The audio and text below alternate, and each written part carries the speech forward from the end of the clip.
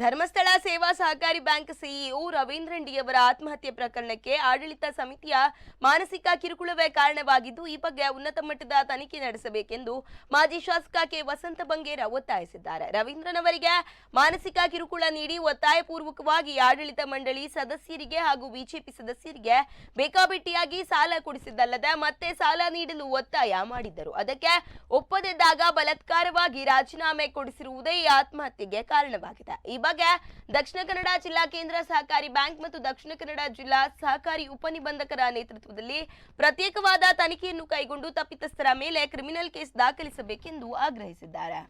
ಕಾರ್ಯನಿರ್ವಹಣಾಧಿಕಾರಿ ರವೀಂದ್ರನ್ ಅವರ ಆತ್ಮಹತ್ಯೆ ಪ್ರಕರಣಕ್ಕೆ ಆಡಳಿತ ಸಮಿತಿಯ ಮಾನಸಿಕ ಕಿರುಕುಳವೇ ಕಾರಣವಾಗಿದ್ದು ಈ ಬಗ್ಗೆ ಉನ್ನತ ಮಟ್ಟದ ಹಾಗೂ ನ್ಯಾಯಸಮ್ಮತವಾದ ತನಿಖೆ ನಡೆಸಬೇಕೆಂದು ನಾನು ಈ ಮೂಲಕ ಒತ್ತಾಯಿಸುತ್ತೇನೆ. ಕಳೆದ 3-4 ವರ್ಷಗಳಿಂದ ಬಿಜೆಪಿ ನೇತೃತ್ವದ ಆಡಳಿತ ಮಂಡಳಿಯ ಮುಖ್ಯ ಕಾರ್ಯನಿರ್ವಹಣಾಧಿಕಾರಿ ರವೀಂದ್ರನ್ ಅವರಿಗೆ ಮಾನಸಿಕ ಕಿರುಕುಳ ನೀಡಿ ಒತ್ತಾಯಪೂರ್ವಕವಾಗಿ ಆಡಳಿತ ಮಂಡಳಿಯ ಸದಸ್ಯರಿಗೆ ಹಾಗೂ ಬಿಜೆಪಿ ಸದಸ್ಯರಿಗೆ ಬೇಕಾಬಿಟ್ಟಿ ಸಾಲ ಕೊಡಿಸಿದ್ದಲ್ಲದೆ ಮತ್ತೆ ಸಾಲ ನೀಡಲು ಒತ್ತಾಯ ಮಾಡಿದ್ದರು.